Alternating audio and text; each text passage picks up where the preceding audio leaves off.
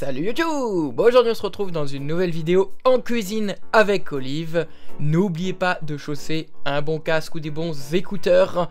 Tout se fait en audio. Bonne découverte les amis! Bonjour à tous et bienvenue dans ma cuisine. Alors pour aujourd'hui, ce que je vous propose, c'est une préparation à base de champignons frais qui peut servir de base à plein de choses. Par exemple, si vous faites une omelette, si vous faites une garniture pour mettre par exemple dans des galettes. Voilà, donc champignons de Paris, ail, oignon, sel, poivre, épices, un petit peu d'huile d'olive. Si vous avez déjà ça, c'est une bonne petite base pour préparer voilà, des bons petits champignons qui vont bien. Alors pour commencer, je prends ma bouteille d'huile et puis je vais aller mettre un petit peu d'huile dans ma poêle. J'ai choisi une poêle plutôt creuse puisque les champignons c'est assez volumineux, donc comme ça j'ai vraiment de l'espace pour mettre mes champignons. C'est une petite poêle qui fait 20 cm mais qui a un joli contenant. Je verse mon huile, voilà, donc huile d'olive. Ceux qui le souhaitent peuvent le faire au beurre. Moi je sais que je cuisine au beurre ou à l'huile d'olive, c'est égal en fait. Je commence par ma gousse d'ail, donc je coupe le bas de la gousse, c'est-à-dire là où il y a la terre si l'on veut, les racines, que je mets dans mon petit plat à compost. Et ensuite je vais, vous m'entendez là, peler l'ail. Donc j'enlève la peau, normalement ça se décolle plutôt bien. Voilà, donc de l'ail frais bien sûr. Voilà, donc là ça y est, j'ai épluché ma gousse d'ail. Ensuite je vais la couper en deux dans le sens de la longueur. Et je vais essayer d'être le plus précis pour bien mettre mon couteau au milieu de la gousse d'ail. Pourquoi je fais ça? Parce qu'en fait c'est de l'ail frais, mais c'est de l'ail qui, voilà, on est en plein hiver. Donc il a été récolté il y a déjà quelques mois. Et en fait, il y a du germe à l'intérieur de l'ail. On le sent quand vous passez le doigt sur la partie découpée, la partie plate que vous venez de découper, on sent la tige du germe. Donc, qu'est-ce que je vais faire? Je vais glisser la pointe de mon couteau au milieu de ma gousse d'ail et je vais faire un petit levier de façon à récupérer le petit morceau de germe. Alors, c'est un petit morceau qui fait 3 cm de longueur. C'est tout fin, ça fait comme une petite tige en fait. Et je l'enlève parce que, en fait, c'est pas digeste. Ce petit morceau là dans l'ail n'est pas digeste. C'est ce qui fait quand vous mangez de l'ail, que vous avez des renvois en fait. Donc je fais la même chose dans les deux moitiés d'ail. Donc là j'ai enlevé mon germe. Alors maintenant que j'ai préparé ma gousse d'ail, que j'ai enlevé le germe, je vais utiliser ce qu'on appelle un presse-ail. Donc moi j'ai choisi d'utiliser la marque Rossel. Donc comment ça se présente? Vous avez deux poignées en fait. Et au milieu de ces deux poignées-là, vous avez comme une espèce de petite grille qui est en forme de rond, en fait, de demi-rond, on va dire, de demi-cercle. Et puis, cette petite grille-là, elle va venir s'enclencher de façon à former une petite cavité dans laquelle je vais pouvoir mettre ma gousse d'ail. Voilà, donc j'insère ma gousse d'ail à l'intérieur. Et puis, donc je tiens ma poignée avec la main droite, avec mon pouce sur une petite languette en métal qui me permet de bien maintenir ma petite grille fermée contre le socle du dessous du presse-ail. Et de l'autre côté, j'ai donc mon autre poignet donc, que je prends avec ma main gauche. Je vais me mettre au-dessus de ma poêle et puis je vais rapprocher les deux poignets et serrer. Alors je vais essayer de ne pas faire de bruit. Regardez, je vais même ramener ma poêle à côté du téléphone. Peut-être que vous allez l'entendre. Écoutez ce que ça donne. Voilà, donc là je viens de presser mon ail. Alors c'est très important je trouve de faire ça. Alors, moi avant je n'utilisais pas, je coupais mon ail. Et en fait je me suis rendu compte que pour que ce soit plus aromatique, voilà, c'était plus intéressant d'utiliser le presse-ail. Voilà, donc c'est bon, voilà, un petit ustensile fort utile. Et comme cette base de cette préparation là que je suis en train de vous montrer avec l'ail et avec l'oignon, c'est quelque chose qu'on va utiliser quasiment à chaque plat que je prépare. Je commence par ça en fait. Donc de l'huile, ma petite gousse d'ail et ensuite je vais venir peler un oignon que je vais couper. Alors là pour les champignons, je le coupe grossièrement. Je vais vous expliquer ça tout de suite. Alors maintenant on est parti sur l'oignon. Je vais remettre ma poêle à sa place. Même chose, je coupe la base, là où il y a les petites racines, un petit morceau de terre, là, j'enlève ça pour commencer. Ensuite, je coupe la tige, donc de l'autre côté, à l'endroit où où il y a la tige. Pareil, voilà, j'ai enlevé les deux bouts. Très bien. Moi, je trouve que pour faciliter le pelage de l'oignon, c'est intéressant de le couper en deux. Et en fait, je le coupe en deux, mais je ne vais pas tout à fait jusqu'au bout, ce qui fait que les deux boîtiers d'oignons sont encore attachés l'une à l'autre. Et après, j'ai juste à tirer et hop, voilà, j'ai épluché ma première moitié d'oignon.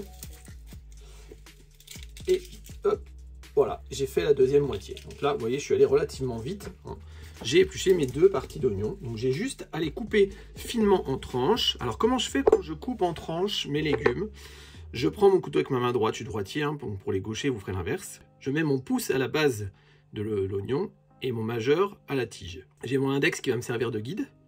Et je viens placer mon couteau le long de mon pouce. Donc en fait, ma lame, elle est collée à l'intérieur de mon pouce. Donc j'avance mon couteau, je recule. D'accord? Donc quand j'enfonce, j'avance mon couteau et ensuite je ramène vers moi. Comme ça, je suis sûr, voilà, que mes morceaux d'oignon sont bien coupés. Une fois que j'ai coupé dans ce sens-là, je tourne ma planche. Alors moi, j'utilise une petite planche toute fine de la même marque que mon couteau. Donc c'est un Wusthof, un couteau simple, très court, hein, qui fait 9 cm. Ça s'appelle un couteau d'office. Donc là, j'ai tourné ma planche, c'est-à-dire qu'elle était, on va dire, de manière horizontale par rapport à moi. Donc je la mets en mode vertical, si l'on veut, hein, posée sur le plan de travail, bien sûr.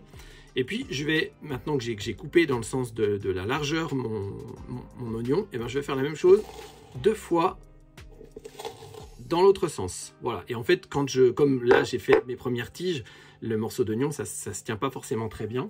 Donc, je prends bien, vous voyez, je mets ma main bien en sorte pour bien envelopper, en fait, l'oignon. Je le tiens bien en main. Puis, une fois que j'ai coupé mon morceau d'oignon, eh bien, je vais aller le verser. Donc, je prends ma planche et je vais aller le verser dans la poêle, comme ceci. Voilà, c'est fait. Lorsque je coupe mon oignon, j'avance mon couteau et je le ramène. Et en fait, à chaque fois que j'ai fait une première coupe, je décale mon pouce de, on va dire, 3-4 mm et je refais la même manipulation. Alors maintenant que j'ai mis mon oignon, mon ail et mon huile dans la poêle, eh bien, je vais venir tout de suite mettre un premier assaisonnement. Je vais mettre du poivre. Donc j'ai un petit moulin à poivre électrique. Alors pourquoi électrique? Le moulin à poivre manuel fonctionne très bien. L'intérêt du moulin électrique, c'est que lorsqu'on décide de faire des préparations qui nécessitent plusieurs grammes de poivre moulu, on a plusieurs solutions. On peut tout simplement prendre du poivre moulu dans un petit pot, le peser. Ou sinon, autrement, on peut utiliser un moulin électrique et moudre la totalité du poivre. Sauf que si on fait à la main, si vous avez, je ne sais pas moi, 4 grammes de poivre à faire, vous allez y passer un temps fou à la main. Tandis qu'avec le moulin électrique, voilà, on ne se fatigue pas, ça va vite. Et vous verrez quand on fera peut-être une petite recette de foie gras, et là on a besoin justement de moudre une quantité de poivre, et là ça peut être vraiment très pratique. Maintenant on va venir ajouter du sel. Alors moi j'utilise du gros sel de Guérande, hein, je suis dans la région, donc autant utiliser le sel qui va bien. Voilà, donc sel, j'y vais grossièrement, je ne me prends pas la tête, je veux dire, je mets une petite poignée. L'avantage du gros sel, c'est qu'il va donner un goût salé, mais par rapport au sel fin, il ne va pas être extrêmement salé. Si je mets la même quantité que ce que j'ai mis de gros sel en sel fin, mon plat va être trop salé, hein. Bon, bah voilà, donc là, en fait, mon premier assaisonnement est déjà bien entamé. On va passer à la préparation des champignons maintenant. Alors, comment est-ce que je prépare un champignon? Donc là, j'ai des beaux champignons de Paris qui sont bien ouverts, qui font à peu près 5 cm de diamètre. Donc oui, j'ai des beaux morceaux. Première chose, je pose mon champignon à plat sur ma planche à découper. Le pied est à droite et la tête à l'intérieur de ma main gauche. Je vais venir placer, donc j'ai mon index et mon pouce qui sont à l'endroit où je veux couper en fait, où je veux couper la base, là où il y a un petit peu de terre et les racines. Je vais venir placer mon couteau contre mes doigts, contre mon index et mon pouce, et ensuite j'ai juste à enfoncer mon couteau, et voilà, c'est coupé. J'ai enlevé le pied de mon champignon. Alors ensuite je vais prendre mon champignon à l'envers, et qu'est-ce que je vais faire? Eh bien je vais tout simplement venir peler le champignon. Alors comment je fais? Donc je prends mon champignon à l'envers, je vais venir glisser mon index le long du pied du champignon. Et là, je vais trouver une petite peau qui se décolle un peu. Donc, je vais la pincer avec mon pouce et mon index. Et puis ensuite, je vais retourner mon champignon tout en maintenant ma pince. Et du coup, ça va décoller la petite peau qui est sur le champignon. Voilà, donc là j'ai fait tout le tour de mon champignon, j'ai plus de peau dessus. Vous remarquez que mes champignons, je les ai pas lavés en fait, mais c'est pas nécessaire puisque comme j'ai pelé, ce qui est sale c'est la peau. Alors, le champignon lui n'est pas sale. Alors évidemment si vous avez des champignons que vous pouvez pas peler, là il faut les laver par contre. Voilà. Donc mon champignon il est propre, j'ai enlevé la petite base et la peau.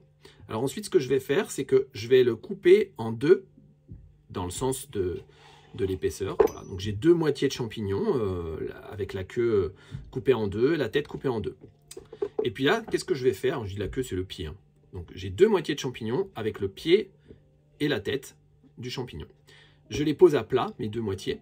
Et puis ensuite, je vais faire la même chose qu'avec mon oignon tout à l'heure. Alors là, je vais faire des morceaux un peu plus épais quand même. Hein. Donc je mets mon pouce et je viens mettre ma lame contre mon pouce. Et ensuite, j'enfonce en allant vers l'intérieur et je ramène. Vers l'intérieur de ma main gauche et je ramène. Et même chose. Voilà, donc là mon champignon, bah, j'ai fait des petites tranches. Et en fait, quand on a l'habitude, vous verrez très vite, hein, ça vient l'habitude, bah, vos tranches, elles sont à peu près à égales, puisqu'à chaque fois vous décalez votre pouce. Ensuite, j'ai attrapé ça dans ma main, je mets ça dans ma petite poêle. Et je fais la même chose avec l'autre moitié. Voilà, c'est fait. Et mon champignon, eh bien il est découpé. Et je vais faire ça pour tous mes champignons. Alors maintenant que j'ai terminé de couper mes champignons, eh bien, je vais venir assaisonner mes champignons. Alors j'ai ici, au-dessus, dans un petit placard, plein de sortes d'épices. Alors moi, ce que je fais, c'est que je les mets dans des bocaux, mes épices. Et en fait, je varie les formes des bocaux. Donc par exemple, hop, celui-ci, c'est le piment d'Espelette. Donc je vais mettre un tout petit peu de piment d'Espelette. Hein, c'est du piment qui est plutôt fort. Donc voilà, deux petits coups de main. Donc là, je vais mettre juste deux petits coups de main à l'envers. Et voilà, j'ai mis assez de piment d'Espelette. Il ne faut pas que ce soit trop fort non plus. J'ai déjà mis du poivre tout à l'heure. Alors maintenant, je vais venir y ajouter un petit peu de curry. Le curry, il est là. Excellent. Très bien. Vous avez peut-être entendu, j'ai vérifié. J'ai senti mon bocal pour être sûr que je ne me trompais pas. Voilà, un petit peu de curry. Et puis bah, on commence à être pas mal là. Hein. Franchement, il nous manque quoi? Eh ben, il nous manquerait un petit peu de vin blanc. Comment je fais pour me servir de vin blanc quand je cuisine? Vous avez deux possibilités. Vous achetez une bouteille de vin, vous la débouchez et puis vous en servez. Le problème, c'est que moi, je vais utiliser du vin très régulièrement dans mes sauces, mais j'en bois pas forcément du vin blanc. Donc du coup, je vais me retrouver avec une bouteille qui va s'éventer et le vin sera plus beau. Donc j'ai trouvé une autre astuce. Je m'achète des petits bibs, ça s'appelle bag in box, donc des petits cubis de vin blanc de 3 litres que je laisse à l'intérieur de mon frigo. Comme ça, je suis sûr que ça se garde bien. Et en fait, quand j'ai besoin de vin blanc, eh ben, c'est très simple. Hop, j'attrape mon petit bib et puis je le mets au-dessus de ma poêle et je verse. Voilà, j'ai besoin que de ça en fait, hein, de vin blanc. Oui, j'en ai pas mis beaucoup, c'est des champignons. Hein. C'est pas une sauce au vin que je fais. C'est juste pour venir amener un petit goût dans mon plat et puis aussi pour pour amener un petit peu de liquide de façon à ce que mes champignons n'accrochent pas. Et puis ben écoutez, on n'est pas loin de la fin là. Hein. Alors qu'est-ce qu'on fait maintenant? Eh bien il nous reste à allumer. Voilà, c'est fait tranquillement. Je mets, ce sont des champignons, ça cuit très vite.